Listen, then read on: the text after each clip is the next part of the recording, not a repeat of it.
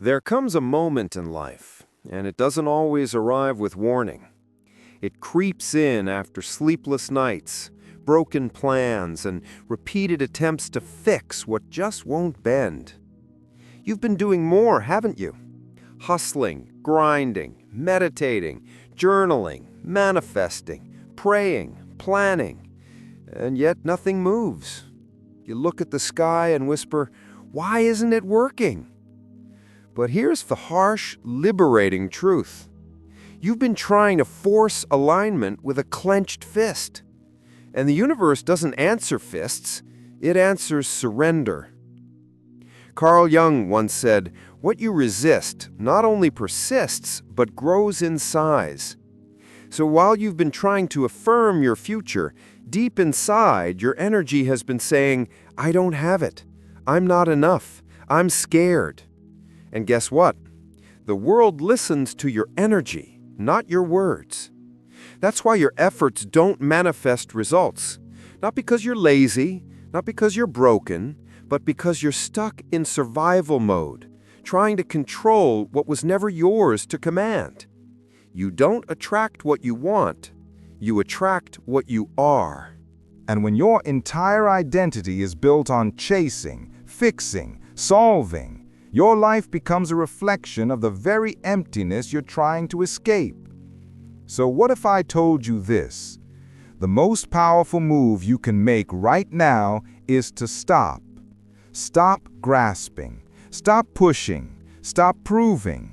Not from fear, but from faith. Not from weakness, but from wisdom. Because when the doing stops, the becoming begins. When the noise dies down, the unconscious awakens. And when you finally stop interfering, the psyche begins to heal. The shadow begins to integrate, and reality starts aligning on its own. This is not the end of your effort. This is the beginning of your surrender. Not giving up, but giving in to something deeper, something timeless. Let go and watch what happens. Let's begin. Chapter 1. Stop chasing. You're blocking yourself. We've been sold a lie, that success comes from chasing, that happiness is a result of relentless pursuit, that if you just run faster, push harder, and keep grinding, eventually what you want will fall into your hands. But Carl Jung didn't teach us to chase dreams. He taught us to turn inward, to ask, why am I chasing this in the first place? Because sometimes the thing you're chasing isn't the real desire. It's the band-aid for a deeper wound. When you crave love so badly it consumes your thoughts. Is it really about love, or is it about the fear of being abandoned again? When you obsess over wealth, is it truly about money, or are you still trying to prove your worth to the people who once made you feel small? Jung's genius wasn't in motivation, it was in confrontation. He said, "Until you make the unconscious conscious, it will direct your life, and you will call it fate." That means if you don't bring your wounds into the light, they will control your desires, and you won't even realize it. So you keep running toward things, thinking they'll complete you. But life doesn't give you what you want, it gives you what you are. And if what you are is wounded, desperate, fragmented, then every goal you chase will slip through your fingers, because the energy behind your effort is saying, "I am not whole. I am not worthy. I need this to feel enough." And the universe, it always mirrors your vibration. You say, "Please give me love," but your energy says, "I don't have it." So it echoes back, "You're right." This is why people burn out chasing relationships that never work, careers that drain them, validation that fades. Not because the goal is wrong, but because the self behind the goal is bleeding. The obsession is never about the thing. It's about what you believe that thing will fix inside you. And here's the uncomfortable truth. If you got what you wanted right now, you wouldn't even be able to hold it because your hands are still trembling with old pain. Jung wasn't here to help you manifest from ego. He was here to help you integrate your soul, to stop chasing and start facing the part of you that's been quietly screaming, "I'm not chasing success, I'm chasing wholeness." So, here's your turning point. Before you ask the universe for more, ask yourself, what part of me still feels empty? Because once you heal that, you'll stop chasing what was never yours and start attracting what was always meant for you. This is not about quitting your goals. It's about cleansing your reasons. It's about becoming the kind of person who no longer needs, because they've already become whole. Only then will the universe stop testing you and start trusting you. Let's go deeper. Chapter 2. The unconscious is always listening. Most people wake up every day thinking they're being tested by life, that the universe is throwing obstacles in their way to see how strong they are. But the truth is far deeper and more personal. You're not being tested. You're being mirrored. Life doesn't respond to what you want. It responds to what you are. Not your affirmations, not your Instagram captions about healing, but your unconscious identity. The silent belief system pulsing underneath every decision you make. Carl Jung understood this with brutal clarity. He said, your vision will become clear only when you look into your heart. Who looks outside dreams. Who looks inside awakens. Translation: stop looking for signs in the sky. Start reading the ones inside your soul. Because here's the brutal reality. If your unconscious mind is filled with doubt, fear, trauma, unworthiness, you could write affirmations in gold ink on your ceiling. You could repeat, "I'm enough," until your throat goes dry. It still won't land, because deep down, you don't believe it. You can't lie to the unconscious. It hears everything, it remembers everything, and it runs the show, even when you think you're in control. Let's be real for a second. That tightness in your chest when you visualize your future, that anxiety when you think about how it'll all come together, that's not intuition. That's your unconscious screaming, "You don't really think this is possible, do you?" And so life mirrors that. It delays the blessing, not out of cruelty, but because your energy says, "I'm not ready to receive." So what do? We stop. We stop begging. We stop obsessing. We stop throwing more positivity on top of internal chaos. Because real power isn't found in more effort. It's found in presence, in slowing down enough to hear the whispers of your own psyche. When you feel the doubt, don't run from it. When fear shows up, don't bury it under another motivational podcast. Sit with it. Decode it. Because every fear is a message. Every hesitation is a signal. Your unconscious is always speaking. The question is, are you brave enough to listen? And here's the twist. When you finally do nothing, when you stop interfering, when you stop trying to force divine timing with human impatience, that's when the shift begins. That's when your energy aligns. That's when the unconscious stops resisting, and that's when the universe says, now you're ready. You're not here to chase alignment. You're here to become it. And becoming begins in stillness. Chapter 3.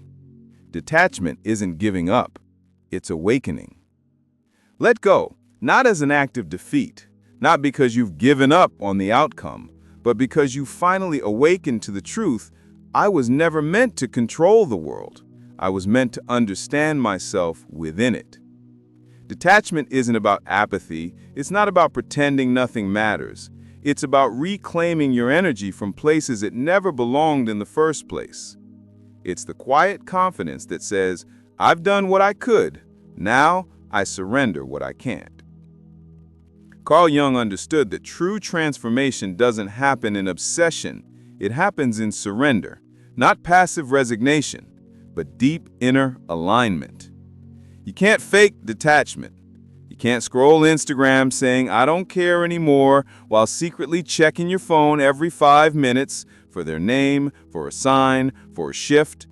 The unconscious doesn't respond to your words. It responds to your vibration. And if your vibration still says, I need this to feel whole, then life will continue to show you all the ways you're not. Detachment is not the absence of desire. It's the absence of dependency. It's the inner knowing that says, even if this never comes, I am still enough. And here's the paradox. When your energy finally aligns with that truth, that's when everything begins to flow. Not because you forced it, but because you're no longer resisting it. Life bends for those who are already whole, not those begging to be completed. So if you're in pain right now, if you're caught in that invisible web of waiting, obsessing, hoping, pause. Not to distract yourself, but to ask, what part of me still believes that this one thing will fix everything? The part of you that's waiting for love, for validation, for success, that part doesn't need fixing. It needs witnessing. Not by the world, not by your ex, not by your parents, but by you. Because the moment you see yourself clearly, without judgment, without shame, you stop looking outside for mirrors, and you start becoming your own. And that is where the real shift begins. No more chasing, no more begging, no more proving. Just being fully, unapologetically, powerfully you. Chapter 4. Allow the void. This is where transformation happens.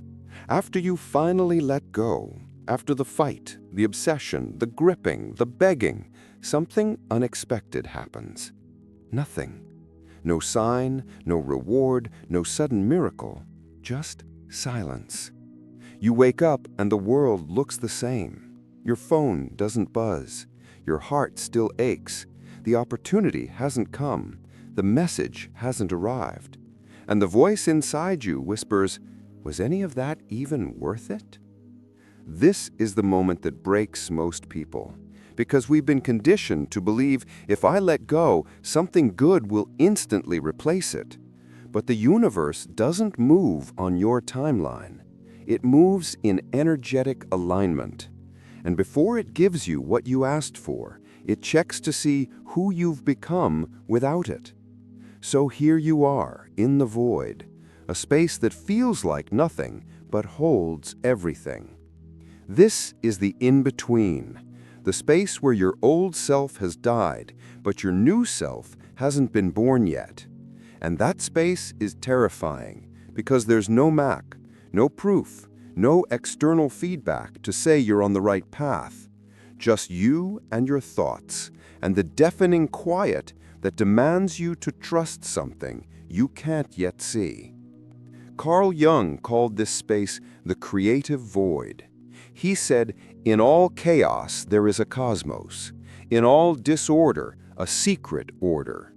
That means what looks like nothing happening on the outside is actually deep internal reorganization on the inside.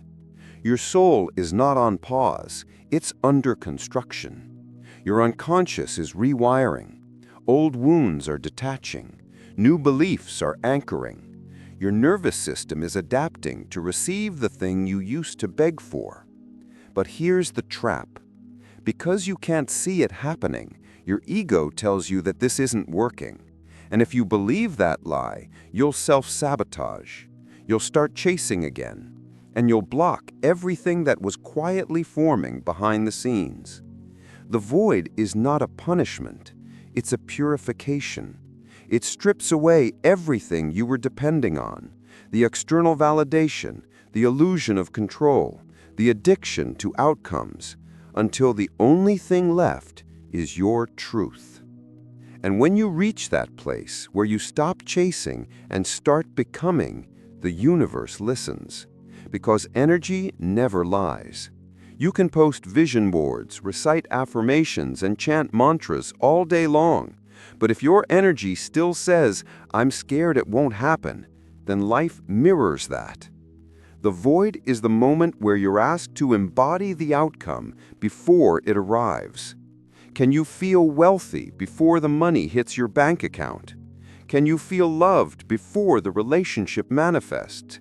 Can you feel free before anything changes on the outside? Because if you can, you collapse time. You turn waiting into becoming. You turn stillness into magnetism. You become the vibration of your desire, and life has no choice but to meet you there. But first, you must pass the test. The silence, the unknown, the terrifying gap where you feel like you're doing nothing, but in truth, you're becoming everything. So if you're in that void right now, hold your ground. Don't move, don't fix, don't panic. Breathe, align, and listen. Because once you master this sacred stillness, once you stop needing proof and start becoming presence, life gets loud again. But this time, it sings your song. Chapter 5. Integrate, don't obsess. Every desire you feel isn't random. It's not a punishment. It's not the universe teasing you or dangling something just out of reach. It's a mirror, a message, a spiritual assignment. Carl Jung understood this deeply. He taught that every desire is a signal from the unconscious, not to chase something out there, but to awaken something in here. You don't want money just to be rich. You want to feel safe. You don't want a relationship just to be loved. You want to feel seen. You don't want success just for applause. You want to finally believe that you're enough. The desire is not the problem. The unconscious attachment underneath it is. And this is where most people get stuck. They obsess. They mistake their yearning for action. They check their phone 20 times a day. They reread old conversations. They overanalyze every delay, every silence, every little shift in energy. And they call it manifestation. But Carl Jung's work, especially the process of individuation, taught us something different. The goal isn't to become perfect, it's to become whole. And wholeness doesn't come from obsessing over what you lack. It comes from integrating what you've disowned. Your light, your shadow, your power, your insecurity, your deepest truth. Even the parts you've been ashamed to look at. Because when you finally hold both your strength and your struggle, you stop needing life to fill you. You become full on your own. Let this land. You don't attract what you obsess over. You attract what you've made peace with. So the next time you feel the pull to chase, pause, not out of laziness, but out of mastery. Take a breath, close your eyes, and ask, what part of me still thinks this thing will complete me? Because when you realize you are already whole, that you're not missing anything, not broken, not behind, something powerful happens. The obsession dissolves, and in its place, calm, clarity, and actual magnetism. You stop needing the world to prove your worth. And ironically, that's when the world starts responding to you differently. Because now your energy says, I'm already it. I'm already there. That's the difference between manifesting from desperation and magnetizing from alignment. So yes, you could keep reaching. You could keep analyzing every sign. Or you could do the radical, revolutionary thing. Sit still, do nothing, and let life catch up to who you've already become.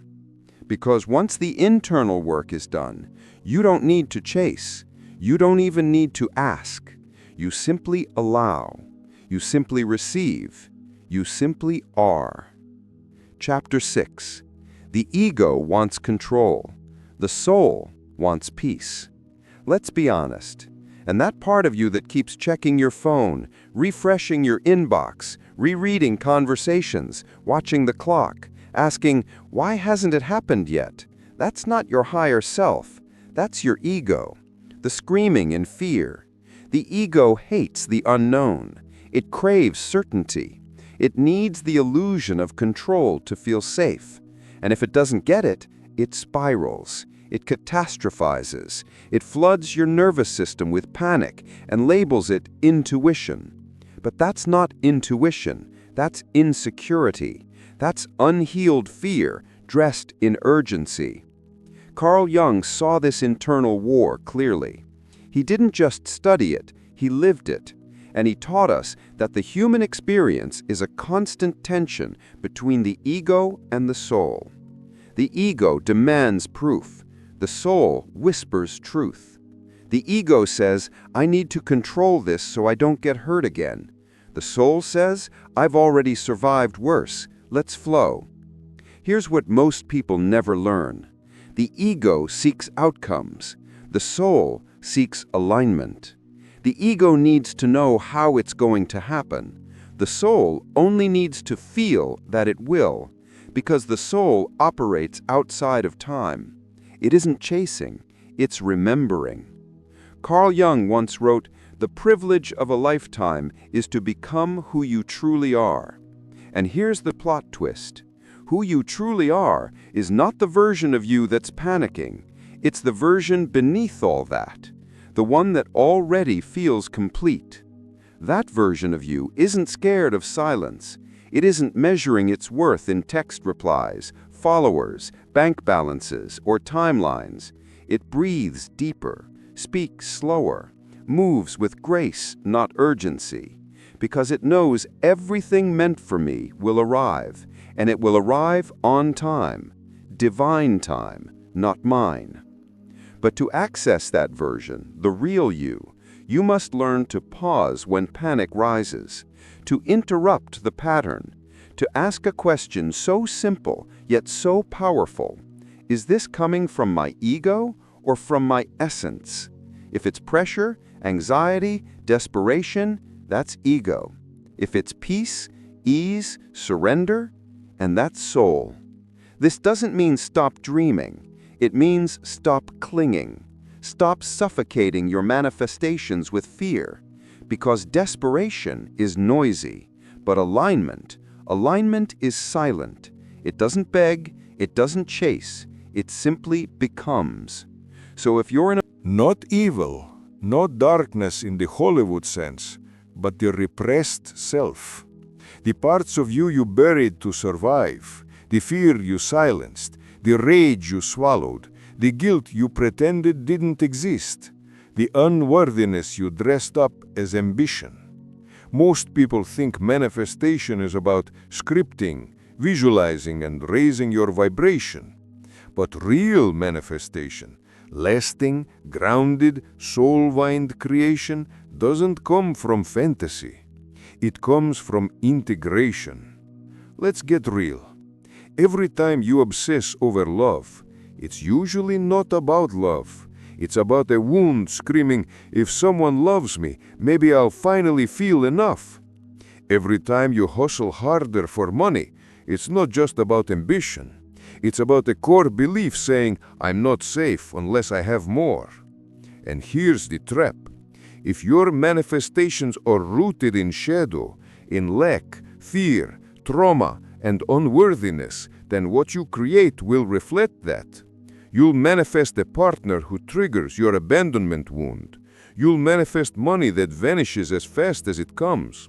You'll manifest success that feels empty and draining. Why? Because you attracted it through a fragmented self. This is why Jung's work is so important. He taught that we must bring the unconscious into consciousness, because until you do, it controls your life and you call it fate. So the real question isn't, how do I attract more? It's, what inside me still believes I don't already have enough? That's where shadow work begins. And no, it's not easy. It's uncomfortable. It asks you to stop blaming the world and start looking inward, to stop pointing at what didn't happen and start asking what part of me wasn't ready to receive it. It's not about shame, it's about ownership. It's about holding space for all versions of you, the light and the dark, and saying, you're allowed to exist, you're allowed to be seen, and you don't have to control me anymore. Because once your shadow is seen, it no longer operates in the background. It no longer pulls strings behind your back. It no longer creates chaos just to get your attention. You take your power back. And in that reclamation, your frequency changes. You no longer manifest from fear. You magnetize from wholeness. That's not wishful thinking. That's quantum alignment. That's nervous system safety. That's you becoming the version of yourself who no longer needs the world to fix what your soul has already healed. You stop forcing. You start allowing. You stop proving. You start radiating. Because now you're not asking the universe from a place of lack.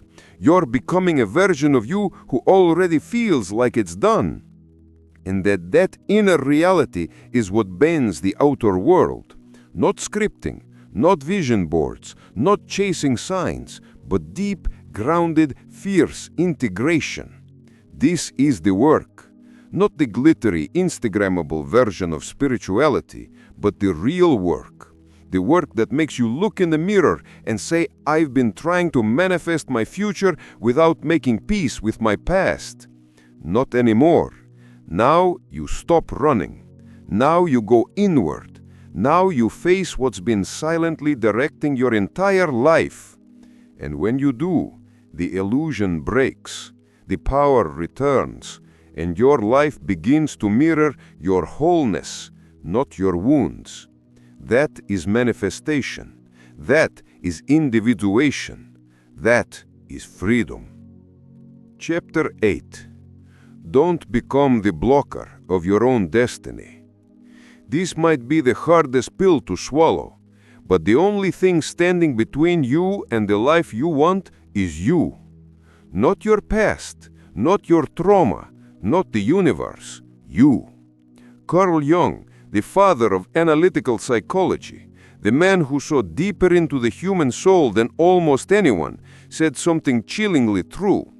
The most terrifying thing is to accept oneself completely. Terrifying, yes, because real self-acceptance requires confronting the parts of you you've spent your whole life avoiding. The guilt, the shame, the regret, the fear that maybe, just maybe, you're not good enough. So instead of going inward, you chase the external. You look for someone to tell you you're worthy. You hustle for love. You grind for success. You manifest not out of belief, but out of desperation to escape yourself. But here's the brutal truth. Anything you chase to avoid yourself will become the thing that avoids you. You think you're just trying to make your dream life happen, but in reality, you're using that dream to avoid sitting in the silence of who you currently are. And the universe, it's not punishing you, it's protecting you. Because it knows if you received everything you wanted right now, you wouldn't be able to hold it, because part of you still doesn't feel worthy of it. And here's the deeper truth Jung pointed to. When you don't accept yourself fully, you become fragmented.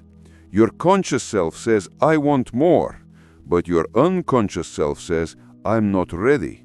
And so your energy becomes a contradiction, a tug-of-war between desire and disbelief, a magnetic field that pushes away what it pretends to attract.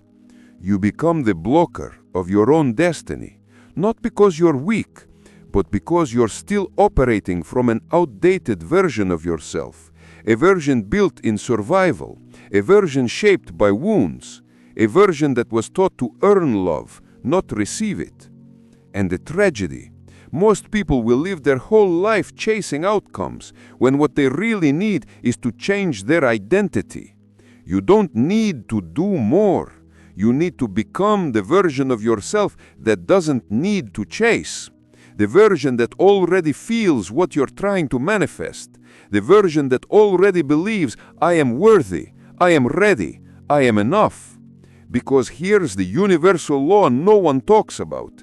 You don't receive what you want, you receive what you are. If you feel unworthy deep down, even if you say all the right affirmations, you'll unconsciously sabotage every opportunity, every relationship, every blessing. Why? Because your energy doesn't match your intention. So if things aren't moving right now, if you feel stuck, it's not because the universe is ignoring you. It's because your internal frequency is saying, I still don't believe I deserve this.